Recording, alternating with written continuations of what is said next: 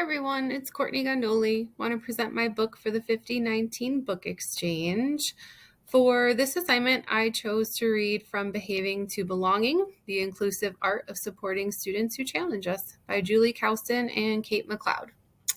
I chose this book because it includes a lot of topics and themes that we covered throughout the semester, lots of PBIS, restorative practices, and the importance of social emotional learning. The book starts off with asking us to think about, why do you teach? It's a question I think that we get asked a lot as educators, but the book invites you to sort of pause and reflect on, that question and your answer throughout. And I think that, it's something that we always have to be asking ourselves. There's a reoccurring quote throughout this book that I absolutely love. It says, if we are to reclaim our classrooms as inclusive and loving spaces, we must actively work on rethinking our students' challenging behavior using a strengths-based, holistic, and loving approach.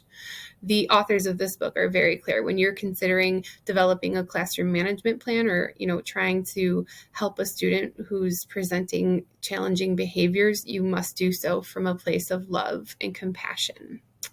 So to rethink students' challenging behaviors, you have to use a more strengths-based approach. It's a shift in mindset from deficit-based thinking towards learning new ways to describe behavior. You can view behavior, all forms of behavior, as a form of communication, and that we have to understand that all students want to feel loved and understood. One of the first steps to creating an inclusive and loving classroom is to break down the traditional view of normalcy. The authors, they go into detail that normalcy is a myth, but yet schools across the country often use this concept to separate or marginalize students based on their differences.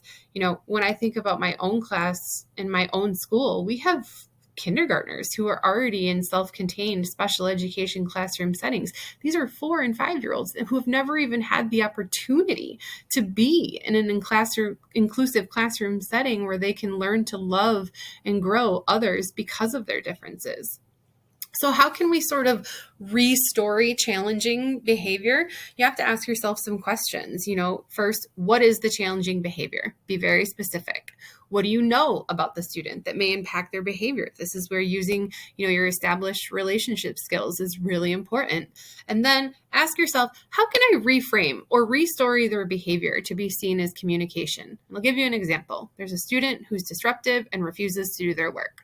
Number 2, what do you know? You know the student is from South Korea and they have a learning disability. Okay, how can I restory this to be their behavior, which is, being disruptive and not doing their work? It's that the student lacks confidence in their reading ability due to their disability and possible language barrier, and they're unsure how to utilize their speech accommodations when they're reading. So I felt like this was similar to how we, discussed in our class about needing to know your students and building those relationships so that you can best support them. And each section sort of ends with a golden rule. And I really liked this one. To support students with challenging behaviors, you have to treat them the same way that you would want to be treated. And then it talks in the next section, and this isn't really a theme, but it was something that I absolutely loved, that educators attended a professional development where their administrators had them carry around these huge rocks while they were completing various tasks. And at the end, everyone, was saying how hard it was to complete these tasks while carrying these rocks. So if we view those rocks as the challenges that our students face, how can that shift our mindset? As educators, we can't carry our students' rocks for them, but we can acknowledge their rocks. We can acknowledge the pain and the struggle that the rocks may cause our students that they have to carry around all day. We can work together with students to create supports and devise a plan to make carrying their rocks more manageable. And we can celebrate rock diversity and encourage students to view their rocks as potential to build strength and community. And then the book sort of shifts its focus to educators and the importance of practicing self-care and self-love.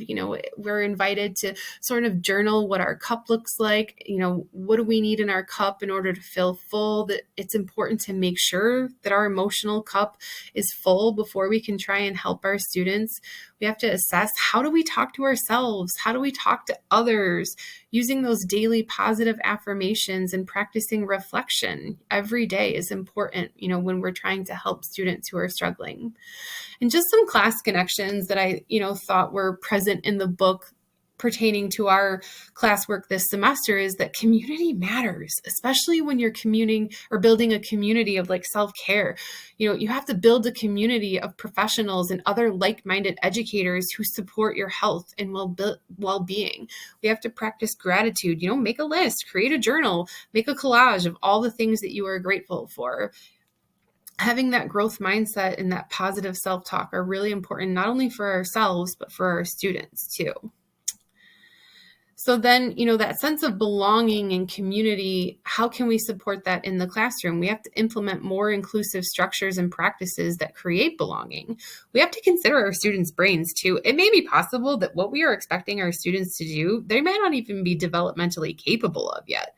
The goal of inclusion is not to create uniform human beings who are, finally valuable enough to belong because they no longer have differences. I absolutely love that quote.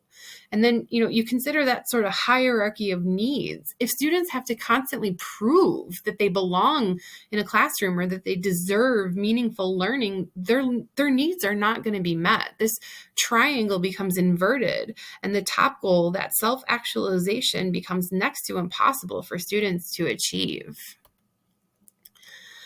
And then they did another experiment in the book where they talked about the red dot experiment. So you have to consider how separate classrooms and pull-out instruction affects student belonging. Studies have shown that students do better academically in inclusive settings and that their behaviors often decrease. But yet the current traditional instructional structures create a lack of that, that feeling of belonging.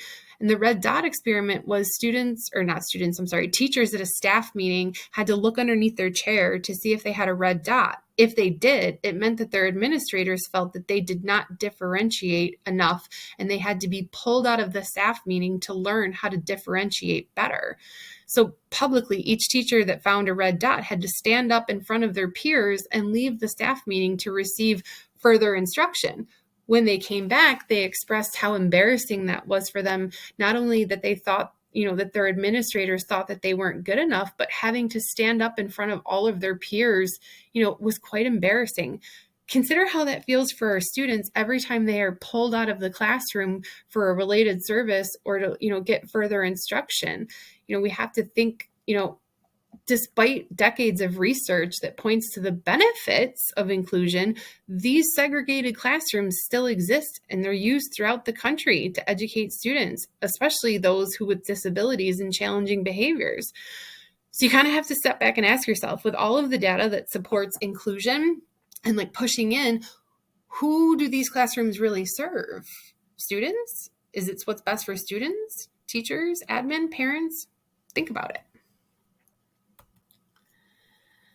How we can teach gratitude and kindness, you have to rethink your classroom rules and expectations and create them with your students.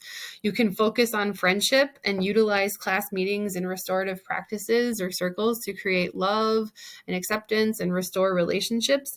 Teach students the importance of SEL and implement, strategies in the classroom. Vista Fives, hold class meetings for important topics. Have students work collaboratively on research projects. And, this sort of ties into some of the things we talked about in the classroom, that teaching kindness and gratitude, you have to have a growth mindset. Not only do we have to encourage our students, but we have to model and practice that positive self-talk. And as always, provide our students with multiple opportunities to practice. We can role play scenarios and always celebrate their success. Heartfelt problem solving. So now that we know all of this and we have some strategies on what we can do in the classroom, how do we solve, students, how do we problem solve when they are presenting with challenging behavior? We have to use a collaborative problem solving approach to build relationships, but not boundaries with our students. We have to let go of the idea that control is the best thing for our students. And this can often be hard and, not supported by your coworkers. You can start with the end in mind and ask yourself, what is the goal of education? What do I want to achieve? Will using rewards and punishments help me achieve this goal? How does the student need me to respond? Once you reflect on your answers, you can assess your current behavior management plan, and then you decide what strategies can you use from this book, to implement and change to meet the needs of the challenging student that you're facing. In order to do heartfelt problem solving, you can follow the 4 steps and make sure you are including the students in the process. First, you have to discover the strengths. Be positive. Identify what about your classroom is currently working well for the student. 2, discover the challenges. Identify the factors, feelings, or challenges that the student is facing.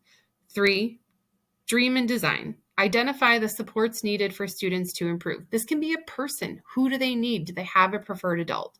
4, create a plan for success. Include the action steps, supports, timetable, and ways to progress monitor.